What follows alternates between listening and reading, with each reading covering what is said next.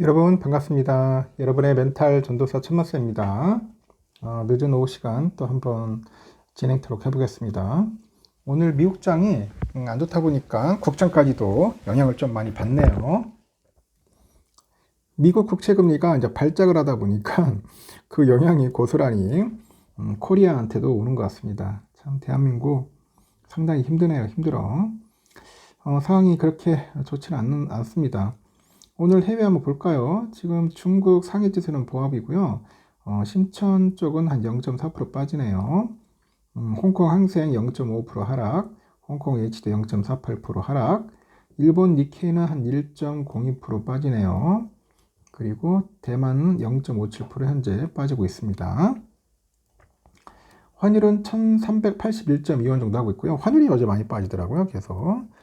누가 고의로 환율을 떨어뜨리는 건지 하여튼 장난질하는 건지 깝깝합니다.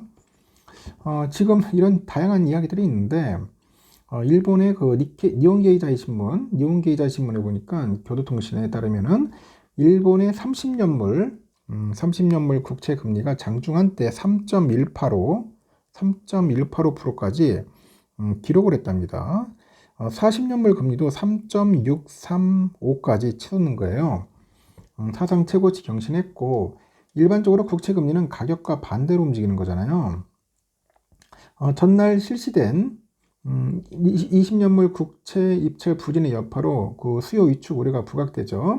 시장에는 매도 압력이 가중됐다는 분석도 있고, 이번 입찰에서 평균 낙찰가와 최저 낙찰가 차이가 1.14엔, 1987년 이후로 38년 만에 최대 격차입니다.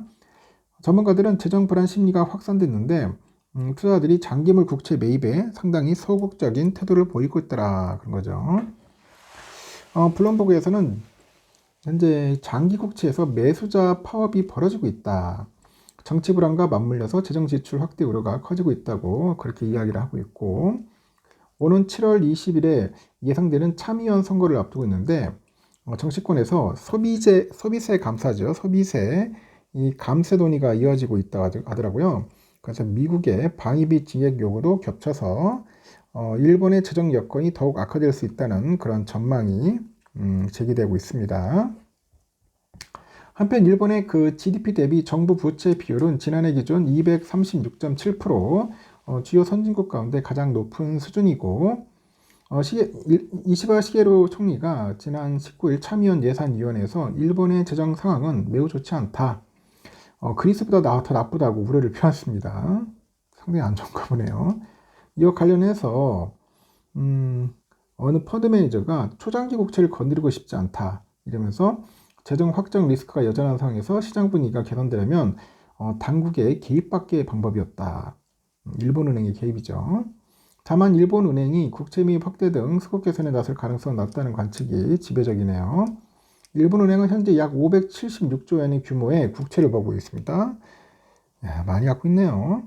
매분기 약 4천억 엔씩 매입 규모를 줄이는 테이퍼링을 현재 진행 중에 있다 합니다.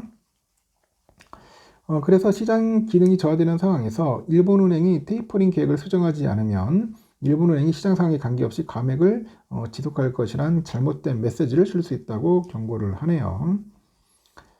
상당히 일본도 지금 난처한 것 같습니다. 하여튼 그러다 보니까 일본도 장기 국채 금리가 계속 오르고 있고 미국도 그렇고 좀 난리네.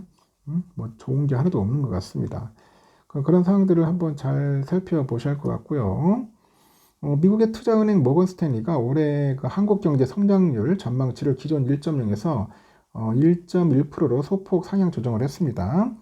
모건 스탠리에서 보고서 보니까 관세 불확실성 때문에 한국에 대한 약세 전망을 유지한다고 합니다. 그리고 최근에 미중 관세 갈등이 단기적으로 완화되고 미국이 상호 관세를 90일 유예한 점들을 들어서 이같이 전망을 수정한다고 밝혔습니다.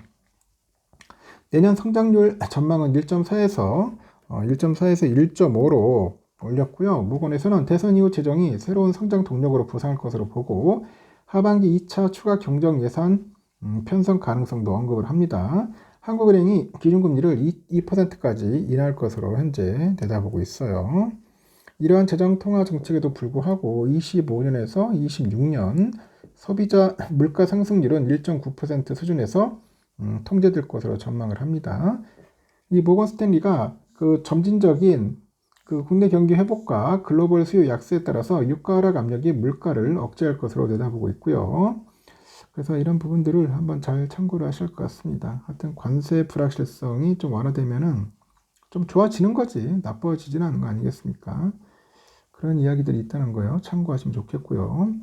아주 특이한 뉴스인데 미국 국채 금리 급등에 따라서 뉴욕 증시가 전반적으로 하락을 했잖아요. 근데 이런 상황에서 알파벳이 AI 기술의 진전을 발판으로 나홀로 상승을 했어요.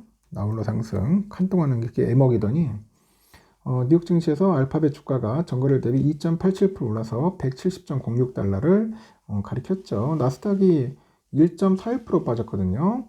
테슬라도 빠지고 엔비디아도 빠지고 애플도 빠지고 아마존 1.45%, 마이크로소프트 1.2%. 하여튼 M7 종목이 줄줄이 하락을 했습니다. 이 같은 주가 반등은 구글이 공개한 그 초거대 언어 모델이죠. LLM. 초거대 언어 모델 그 제미나이 2.5%에 대한 기대감이 좀 있었던 것 같습니다. 구글은 지난 20일부터 이틀간 열린 구글 연례 개발자 컨퍼런스에서 제미나이 2.5%를 선보였고요. 특히 제미나이 2.5%의 추론 모드 딥싱크가 LLM 평가 지표에서 경쟁사의 모델들을 크게 앞질렀다는 겁니다. 뱅크 오브 아메리카에서도 향상된 그 LLM과 다양한 제품이 확대되는 AI 통합 효과로 인해서 구글의 AI 자산은 과소평가되고 있었다. 제미나이는 구글이 강력한 AI 역량을 가지고 있다는 것을 보여주면서 이는 내년 1분기 주가에 긍정적일 수 있다. 구글은 월 한 35만 원 정도 수준의 유료 AI 구독 서비스 구글 AI 울트라도 공개했어요. 오픈 AI 챗 GPT 프로의 이제 견조도 경쟁력이 있다. 그렇게 평가를 하고 알파벳의 목표 주가를 200달러로 유지를 합니다. 앞서서 구글은 최근에 검색시장 반독점 소송에서 줄줄이 패소해가지고 올 들어서 주가가 한 10.7%나 하락한 바 있죠. 이런 상황에서 구글이 AI 기술 진전으로 AI 기반 검색으로 성공적인 전환 가능성에 대한 기대감이 커지고 있다는 거 참고하시면 되겠습니다. 하여튼 구글이 아주 특이하게 좀 올랐어요. 그래도 우리의 삼성은 상당히 좀 힘듭니다. 현재 1.8% 정도 좀 빠지고 있고요. 오늘은 뭐 한 1.8에서 많이 빠지면 2%까지도 밀릴 수 있겠습니다. 54,500원까지는 좀 밀릴 수 있지 않겠나 보고 우선주도 현재 좀 많이 빠지네요. 한 1.5% 내외까지는 빠질 수 있다는 거 참고하시겠습니다. 하이닉스도 한 1.56% 정도 빠질 수 있다는 거. 전반적으로 다 빠져요. 지금 오르는 종목들이 그렇게 없습니다. 코스피. 하여튼 여기까지 하겠습니다. 오늘은 좀 기분이 좋지 않겠네요. 그래도 이 또한 지나가리라 보고 오늘 하루도 즐겁게 보내시기 바랍니다. 여기까지 할게요.